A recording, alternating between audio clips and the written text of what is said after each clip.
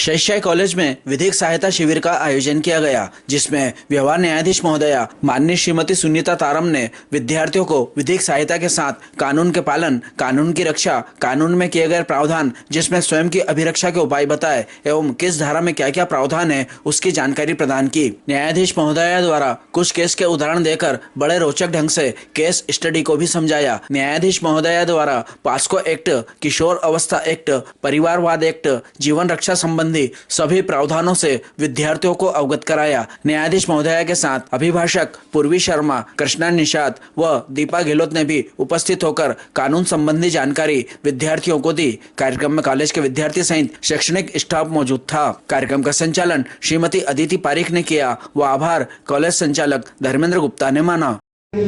का जो संचालन हुआ उसमें उपस्थित प्रिंसिपल साहब गुप्ता जी, मैडम अदिति और मेरे साथ उपस्थित अधिवक्तागण पूर्वी मैडम कृष्णा और अधिवक्ता दीपा गहलोत, साथ में सहयोग के लिए पुलिस डिपार्टमेंट से हमारे साथ हैं, उन्हें भी मैं यहाँ पर उपस्थित होने के लिए थैंक यू बोलूँगी। आप सबकी उपस्थिति हमें सुनने के लिए सराहनीय है और आप सभी को मैं थैंक यू बोलूँगी कि आपने सुनना है, लेकिन मन से सुनने के लिए आप लोग तैयार हैं। आपकी तालियों से ऐसा मुझे आभास हो रहा है। तो क्या आप मुझे सुनना चाहेंगे? कितने मिनट? पक्का? तो सबसे पहले मोबाइल ऑफ करके अंदर डाल दें। हमारे साथ में उपस्थित हैं अधिवक्ता सारी महिला, आप देखिए सारी महिला शक्तियाँ आपके पास विद्यमान हैं और मैडम ने बड़ा अच्छा परिचय कराया संविधान का, है ना। आप लोगों को ही पालन करवाना है, ठीक है। युवा जो होते हैं उसमें पूरे समय को बदलने के परिवर्तन करने की ताकत होती है। जब भी समय परिवर्तन हुआ है उसमें युवाओं का बहुत ही बड़ा योगदान रहा है।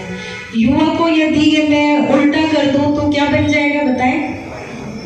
और वायु में कितनी ताकत होती है ना। तो बस आप लोग वायु हैं, आपको रोकना संभव नहीं है। जब हमारे देश में कोई क्रांति आई है तो युवा शक्ति ने बढ़ चढ़ के हिस्सा लिया है। तभी ऊपर न्यायाधीश हैं, सत्र न्यायाधीश, वो आजीवन कारावास देंगे। लेकिन क्या आप लोग जानते हैं कि कुछ ऐसे निर्दोष भी हैं जो दंड के भागी हो जाते हैं? उनके लिए सिर्फ न्यायपालिका खेद व्यक्त करती है।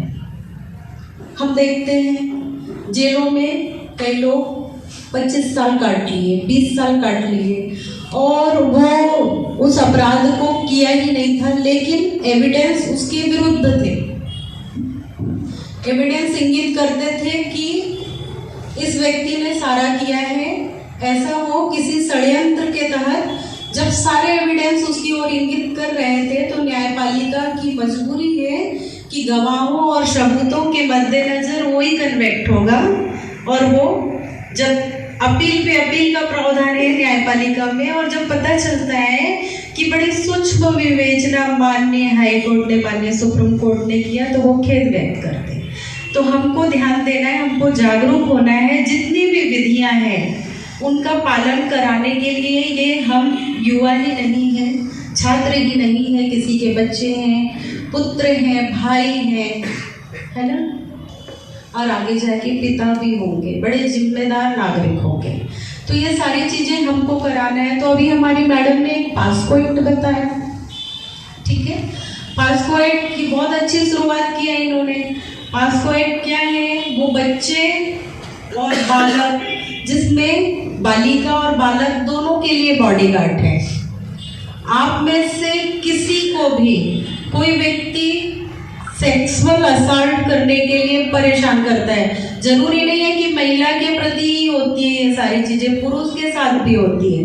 तो कभी ऐसा होता है और वो बच्चा 18 वर्ष के उम्र से कम है, बच्ची भी 18 वर्ष से उम्र की कम है, कोई ऐसा व्यक्ति, कभी कभी बच्चों का एक स्वाभाविक क्या होता है, नेचर होता है, अपन ने चॉकलेट दिया, बच्चे आते आकर्षित होते, ठीक है, तो काका मामा दादा नाना इन पे स्वाभाविक रूप से जो गांव का रिश्ता है, शहर का रिश्ता है, मोहल्ले का रिश्ता है, अपन विश्वास करते हैं। तो हमारे पास जब केस आते हैं, कुछ बच्चियों को चॉकलेट दिखा के थोड़ा दूर ले जाएंगे, फिर उसके साथ ऐसी हरकत करते हैं कि मानव जो है वो एकदम शर्मसार हो जाता है कि ये ऐसा भी कोई ऐसा व्यक्ति जो 5 से 6 साल की बच्चियों के साथ कर सकता है क्या।